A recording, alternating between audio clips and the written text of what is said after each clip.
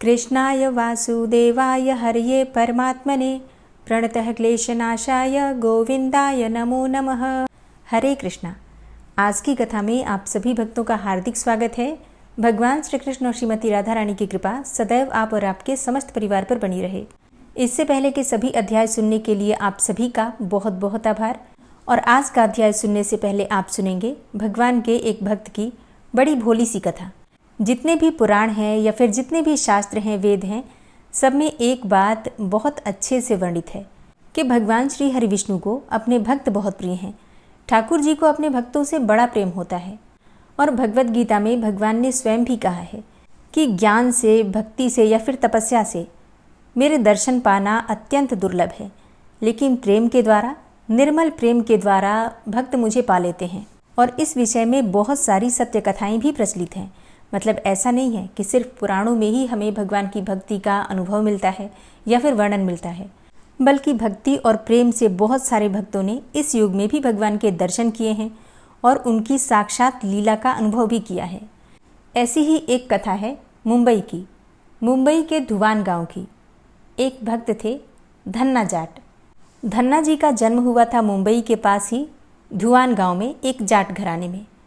उनके माता पिता कृषि और पशुपालन का काम करते थे और कृषि और पशुपालन के काम से ही अपना जीवन यापन करते थे। बहुत निर्धन थे वो लोग। जैसे ही धन्ना बड़ा हुआ, उसे भी पशु चराने के काम में ही लगा दिया और अब वो प्रतिदिन पशु चराने जाया करते थे। गांव के बाहर ही कच्चे तालाब के किनारे एक ठाकुर द्वार था, जिसमें बहुत सारे ठाकुरों की मूर्तियां रखी हुई थी। लोग प्रतिदिन वहां आकर माथा टेकते और भेंट अर्पण करते थे।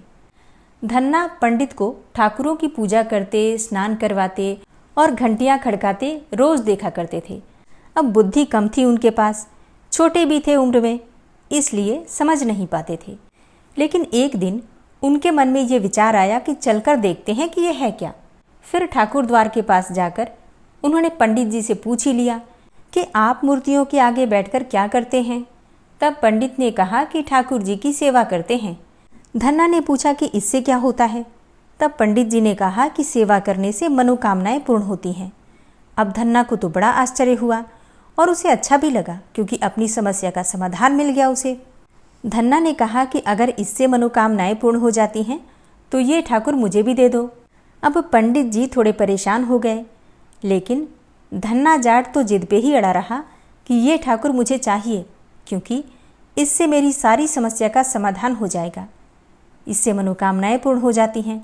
अगर इनकी सेवा करने से ये प्रसन्न हो जाते हैं और सारी कामनाएं पूर्ण हो जाते हैं तो ये ठाकुर तो मैं लेकर ही जाऊंगा। अब पंडित जी ने उससे छुटकारा पाने के लिए एक कपड़े में पत्थर लपेट कर दे दिया और कह दिया कि यही ठाकुर जी हैं। घर जाकर धन्य ने पत्थर को ही ठाकुर समझकर स्नान करवाया और भोग लगाने के लिए कहने लगा। उसने ठाकुर के आगे बहुत मिन्नतें की।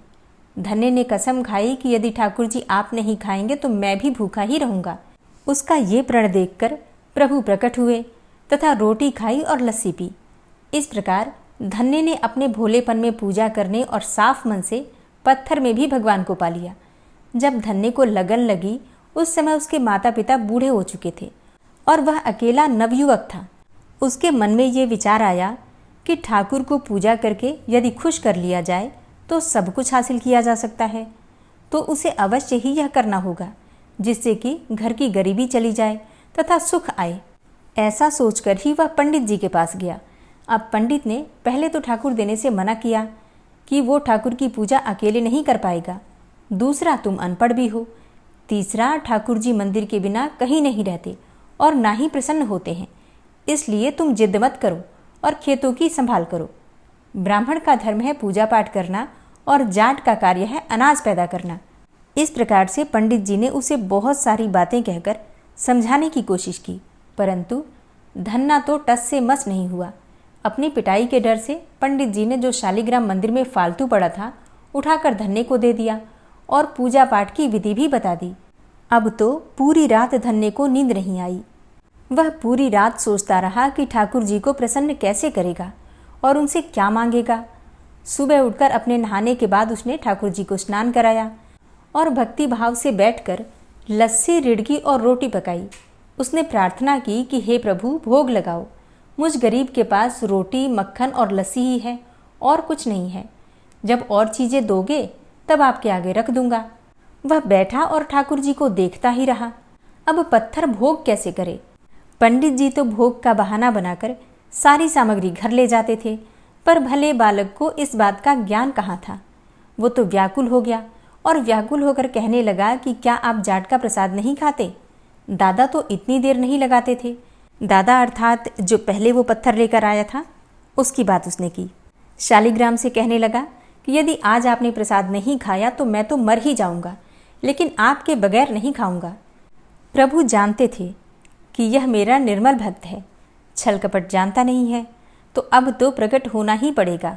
1 घंटा और बीतने के बाद धन्ना क्या देखता है कि श्री कृष्ण रूप में भगवान जी रोटी माखन के साथ खा रहे हैं और लस्सी भी पी रहे हैं। भोजन खाकर प्रभु बोले, धन्य, जो इच्छा है मांग लो, मैं तुम पर प्रसन्न हूँ। धन्य ने हाथ जोड़कर बड़े भाव से विनती की, जो तुम्हारी भक्ति करते हैं तो उनके सारे कार्य संवार देता है। मुझे गेहूँ, दाल और घी दे दीजिए। मैं खुश हो जाऊंगा यदि जूता, कपड़े और 7 प्रकार के अनाज, गाय या भैंस, सवारी करने के लिए घोड़ी तथा घर की देखभाल करने के लिए सुंदर नारी मुझे दें। अब धन्य के ये वचन सुनकर प्रभु हंस पड़े और बोले कि ये सब वस्तुएं तुम्हें मिल जाएंगी। फिर प्रभु बोले, अन्य कुछ? तब धन्ना बोला, हे प्रभु, मैं जब भी आपको याद करूं आप दर्शन दीजिए, यदि कोई ज़रूरत हुई तो बताऊंगा। तथास्तु, भगवान ने उत्तर दिया। तब धन्ना बोला, हे प्रभु, आज से मैं आपका आजीवन सेवक हुआ, आपके अलावा किसी अन्य का नाम नहीं लूँगा। धन्ना खुशी से दीवाना हो गया था। उसकी आंखें बंद हो गईं। जब आंखें खुली तो प्रभु वहाँ नहीं थे। वह पत्थर का सालग्राम वहाँ पड़ा था। उसने बर्तन में बचा हुआ प्रसाद खाया, जिससे उसे तीनों लोकों का ज्ञान हो गया। प्रभु के दर्शनों के कुछ दिन के पश्चात धन्य के घर सारी खुशियाँ आ गईं। एक अच्छे अमीर घर में उसका विवाह हो गया। उसकी बिना बोई भूमि पर भी फसल लहलहा गई। उसने जो जो प्रभु से मांगा था उसे सब मिल गया।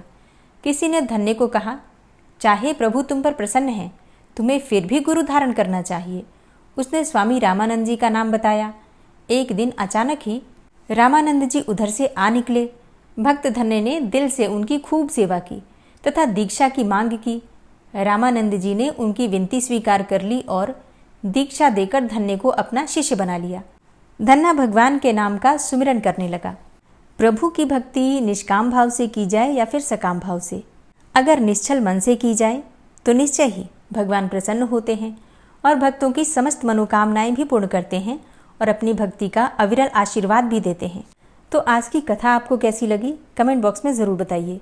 और अब आप सुनिए आज का अध्याय, क्षीरोदक तीर्थ, बृहस्पति कुंड, रुक्मिणी आदि कुंडों का महात्म्य। सूत जी कहते हैं कि सीता कुंड से वायव्य कोण में क्षीरोदक नामक तीर्थ है, जो सब दुखों का नाश करने वाला है। पूर्व काल में राजा दशरथ ने वहीं पर पुत्र के लिए पुत्रेष्टि नामक यज्ञ किया था। यज्ञ के अंत में वहां भगवान अग्निदेव अपने हाथ में हविष्य से भरा हुआ सोने का पात्र लिए हुए दृष्टिगोचर हुए थे। उस हविष्य में परम उत्तम विष्णु तेज व्याप्त था। राजा ने उसके 4 भाग करके अपनी पत्नियों को बांट दिया। जहाँ उस क्षीर अर्थात खीर या हविष्य की प्राप्ति हुई, वहीं क्षीरोदक नाम वाला तीर्थ प्रसिद्ध हुआ। जितेंद्रिय पुरुष उस तीर्थ में आदरपूर्वक स्नान करके संपूर्ण भोगों और बहुज्ञ पुत्रों को प्राप्त करता है। आश्विन मास की शुक्ल पक्ष की एकादशी को व्रत का पालन करने वाला पुरुष वहां विधिपूर्वक स्नान करके ब्राह्मण को यथाशक्ति दान दे। इससे वह संपूर्ण मनोरथों को प्राप्त कर लेता है। उस क्षीरोदक स्थान से नैऋत्य कोण में बृहस्पति का कुंड प्रसिद्ध है। वह सब पापों का नाशक तथा पवित्र जल की तरंगों से सुशोभित है। जहाँ साक्षात बृहस्पति जी ने निवास किया है, वह तीर्थ सघन पत्तों की छाया से सुशोभित एवं नाना प्रकार के फल देने वाला है। पापियों के लिए वह दुर्लभ है। भादों के शुक्ल पक्ष की पंचमी तिथि में वहाँ की यात्रा फलदायिनी होती है।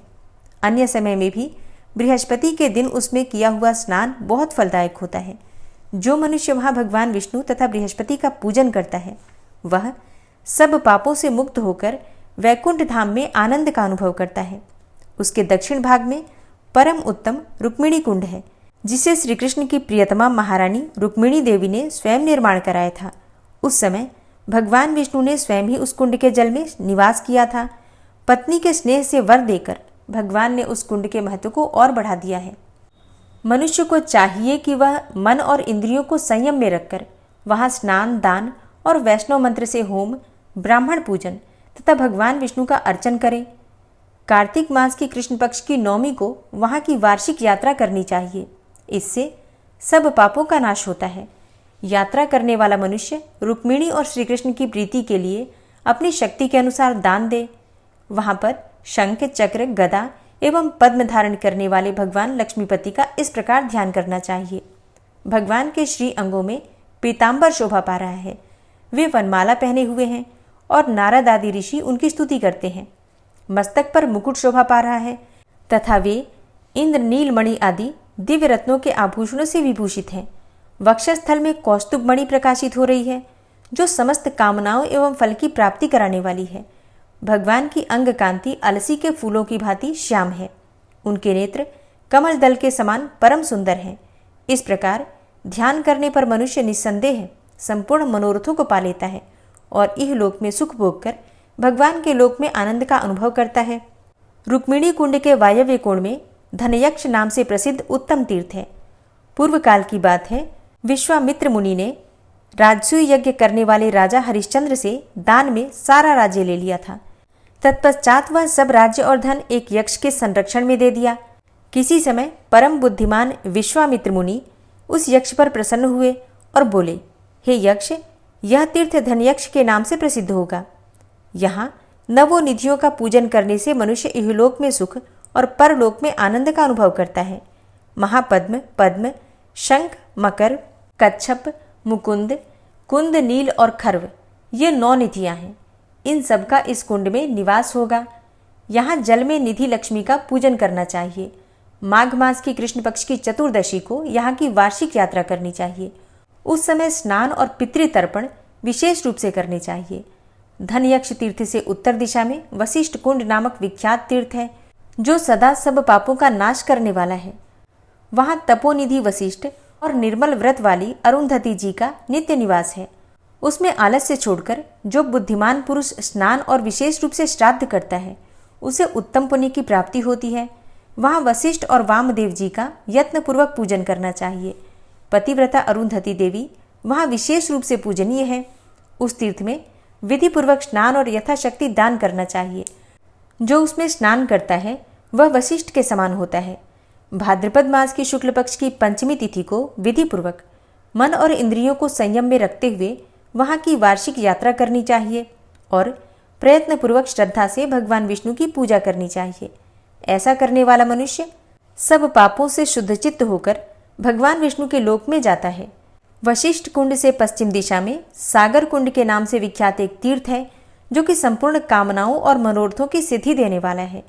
उसमें स्नान और दान करने से मनुष्य संपूर्ण कामनाओं को प्राप्त कर लेता है। सागर से नैऋत्य कोण में उत्तम योगिनी कुंड है, जहाँ जल में 64 योगिनियाँ निवास करती हैं। वे पुरुषों का संपूर्ण मनोरथ सिद्ध करती हैं और स्त्रियों को विशेष रूप से उत्तम सिद्धि प्रदान करने वाली हैं। वे सबकी सब समस्त मनोवांछित फलों को देने वाली हैं।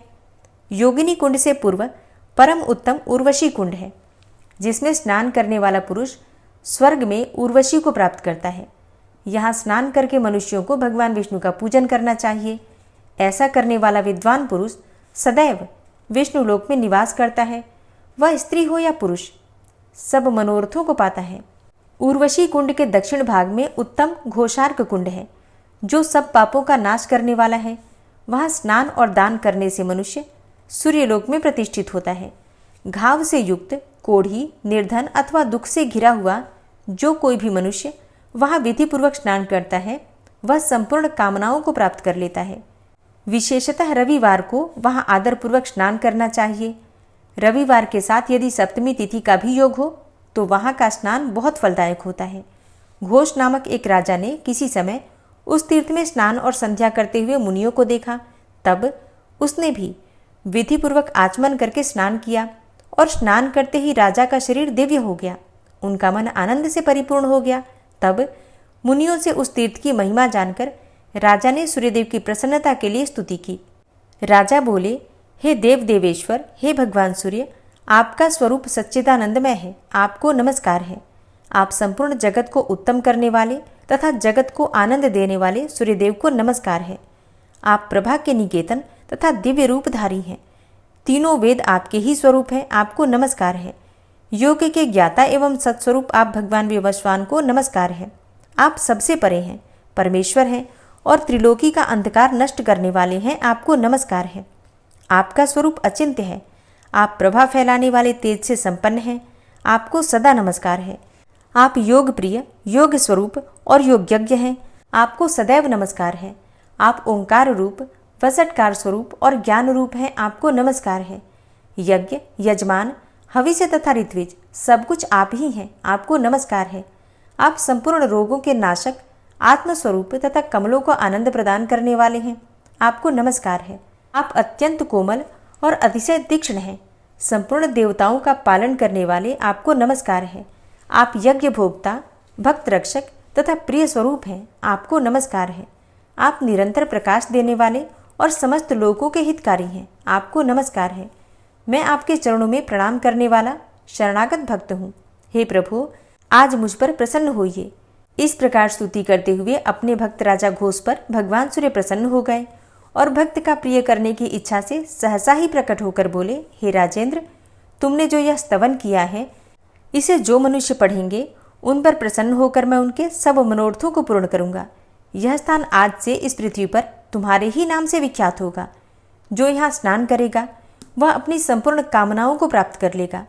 इस प्रकार वरदान देकर भगवान सूर्यदेव अंतर्ध्यान हो गए। राजा ने भगवान सूर्य के शरीर से प्रकट हुई दिव्य सूर्य मूर्ति लेकर वहाँ उनको स्थापित किया और स्वयं ही उसकी पूजा की। अतः राजा घोष के नाम पर उस तीर्थ का नाम घोषार्क कुंड हुआ। जय श्री राम। आज की कथा का यहीं पर समापन करती हूँ। इसके आगे का वृतांत आप कल की कथा में सुनेंगे। श्री राधा कृपा कटाक्ष स्तोत्र। मुनीन्द्र वृंद वंदिते त्रिलोक शोक हारिणी प्रसन्न वक्त्र पंकजे निकुंज भूविलासिनी व्रजेन्द्र भानुनंदिनी व्रजेन्द्र सूनु संगते कदा करिष्यसि मां कृपा कटाक्ष भाजनम्। अशोक वृक्ष वल्लरी वितान मंडपस्थिते प्रवाल बाल पल्लव प्रभारुणांध्रि कोमले वराभय स्फुरत्करे प्रभूत संपदालये कदा करिष्यसि मां कृपा कटाक्ष भाजनम्। अनंगरंग मंगलम प्रसंग भंगुरं भ्रुवां सविभ्रमं ससंभ्रमं दृगन्तबाणपातने निरन्तरं वशीकृत प्रतीतनन्दनन्दने कदा करिष्यसि मां कृपा कटाक्ष भाजनम्।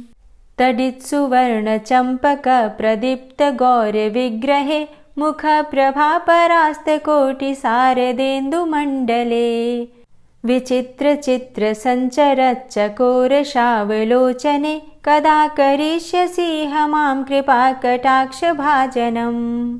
मदोन्मदादि यौवने प्रमोदमानमण्डिते प्रियानुरागरञ्जिते कलाविलास पण्डिते अनन्यधन्य कुञ्जराज्य कामकेलिकोविदे कदा करिष्यसि मां कृपा कटाक्ष भाजनम्। अशेष हाव भाव धीर हीर हार भूषिते प्रभूत शात कुंभ कुंभ कुंभि कुंभ सुस्तनि प्रशस्त मंद हास्य चूर्ण पूर्ण सौख्य सागरे कदा करिष्यसि मां कृपा कटाक्ष भाजनम्। मृणाल वाल वल्लरी तरंग रंग दौर्लते लताग्रलास्य लोल नील लोचनावलोकने ललल्लुलन्मिलन्मनोज्ञ मुग्ध मोहिनाश्रिते कदा करिष्यसि मां कृपा कटाक्ष भाजनम्। सुवर्णमल्लिकाञ्चित त्रिरेख कम्बुकण्ठगे त्रिसूत्रमङ्गली गुण त्रिरत्नदीप्ति दीधिते सलोल नीलकुन्तल प्रसून गुच्छ गुम्फिते कदा करिष्यसि मां कृपा कटाक्ष भाजनम्। नितंब बिंबलंबमान पुष्प मेखला गुणे प्रशस्त रत्न किंकिणी कलाप मध्य मंजुले करीन्द्रशुण्डदण्डिकावरोह शोभगोरुके कदा करिष्यसि मां कृपाकटाक्षभाजनम्। अनेकमन्त्रनादमञ्जुनूपुरारवस्खलत् समाजराजहंसवंश निक्वडाति गौरवे। विलोलहेमवल्लरी विडम्बिचारुचङ्क्रमे कदा करिष्यसि मां कृपाकटाक्षभाजनम्। अनन्तकोटिविष्णुलोकनम्रपद्मजार्चिते हिमाद्रिजापुलोमजा विरिञ्चिजावरप्रदे। अपारसिद्धिरिद्धिदिग्धसत्पदाङ्गुलीनखे कदा करिष्यसि मां कृपाकटाक्षभाजनम्। मखेश्वरी क्रियेश्वरी स्वधेश्वरी सुरेश्वरी त्रिवेदभारतीश्वरी प्रमाणशासनेश्वरी। रमेश्वरी क्षमेश्वरी प्रमोदकाननेश्वरी व्रजेश्वरी व्रजाधिपे श्रीराधिके नमोऽस्तुते। इतीममद्भुतं स्तवं निशम्य भानुनन्दिनी करोतु सन्ततं जनं कृपाकटाक्षभाजनम्। भवेत्तदैव सञ्चितत्रिरूपकर्मनाशनं लभेत्तदा ब्रजेन्द्रसूनुमण्डलप्रवेशनम्। जय जय श्री राधे, जय जय श्री राधे। दोस्तों, उम्मीद करती हूँ आज की कथा आपको ज़रूर पसंद आई होगी। तो अगर कथा पसंद आई हो तो वीडियो को लाइक ज़रूर किया कीजिए और अगर संभव हो तो वीडियो को ज़्यादा से ज़्यादा शेयर कीजिए। और हाँ, कमेंट बॉक्स में राधे राधे ज़रूर लिखा कीजिए। और जो भक्त इस चैनल पर पहली बार आए हैं, अभी तक आपने चैनल को सब्सक्राइब नहीं किया है, तो आज की वीडियो अगर आपको अच्छी लगे तो चैनल को सब्सक्राइब करके बेल आइकन को ज़रूर प्रेस कर लीजिए। इससे ये होगा कि इस चैनल पर जो भी नई वीडियो अपलोड होंगी उनकी नोटिफिकेशन आपको सही समय पर प्राप्त होगी। मिलती हूँ मैं आपसे अगली वीडियो में, तब तक के लिए जय श्री राधे।